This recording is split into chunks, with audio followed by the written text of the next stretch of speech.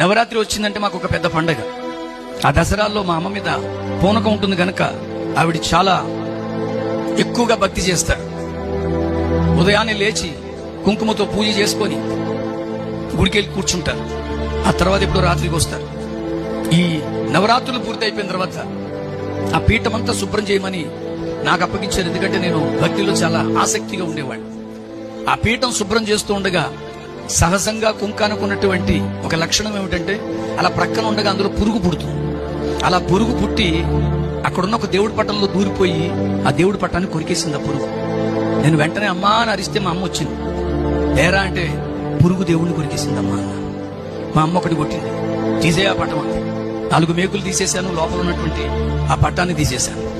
అప్పుడు మా అమ్మ అంది, ఇలాంటిదే పోయి బజార్కి వెళ్ళి కొనుక్కొని రా అంది. మళ్ళీ అడుగుతున్నాను, దేవుడు బజార్లో దొరుకుతాడమ్మా. మళ్ళీ కొట్టింది. ఈ దెబ్బలు తినడం కంటే నోరు మూసుకోవడం ఉత్తమని లేచి సిద్ధపడి చెప్పులు వేసుకొని వెళ్తుంటే నా చేతికి ఒక 5 రూపాయల నోట్ ఇచ్చింది. 5 రూపాయలు ఇచ్చానని 5 రూపాయలతో కొనేకు 2 రూపాయలకు 2.5కో బేరం ఆడుకున్నాను. ఎవరిని?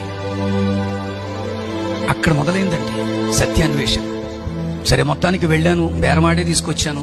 పాతదాన్ని తీశాను, కొత్తదాన్ని పట్టణంలో పెట్టాను. ఈ పాతదాన్ని ఏం చేయమంటావు అన్నాను. సింపుల్ గా మా అమ్మ పాడాను.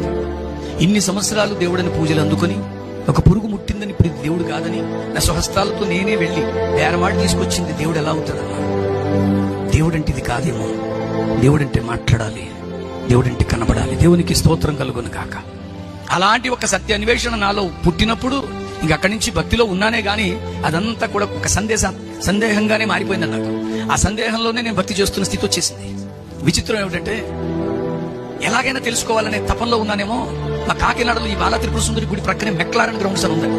ఇప్పటికీ ఉంది. అక్కడే క్రైస్తవ సభలు జరుగుతూ ఉంటాయి. స్టీవెన్సన్ గారు కూడా అక్కడే మీటింగ్స్ పెడుతూ ఉంటారు. దానికి యువతల వైపు కూడా ఓపెనింగ్ ఉండేది.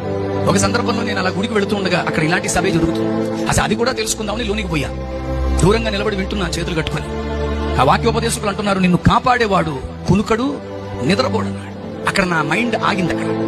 ఎందుకంటే నేను చేస్తున్న భక్తిలో మేము ఆరాధిస్తున్న దేవుడిని రాత్రి అయితే పడుకోబెట్టాలి, ఉదయాన్నే సుప్రభాతంతో లేపాలి.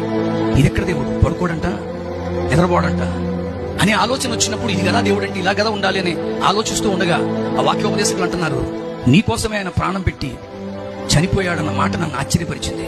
అంతవరకు నేను చేస్తున్న భక్తిలో ఏ దేవుడు నా కొరకు చచ్చిపోయినట్టుగా గాని, అసలు చచ్చిపోయినట్టుగా గాని నేను వినలే. నాకెందుకు అది ఆశ్చర్యం కల్పించి తెలుసుకోవాలని మా ఇంటి వెనకాల ఉన్న చర్చికి వెళ్ళడం మొదలెట్టాను. ఎప్పుడైతే నేను చర్చికి వెళుతున్నానో నాకు బైబిల్ ఇచ్చారు. ఆ తర్వాత ఈ బ్రాహ్మణ అబ్బాయి వచ్చి కూర్చుంటున్నాడు, ఈ గురుస్వామి గారు అబ్బాయి వచ్చి కూర్చుంటున్నాడని నా మీద అనుకుంటున్నారు. వాళ్ళు ఇన్ని అనుకుంటున్నా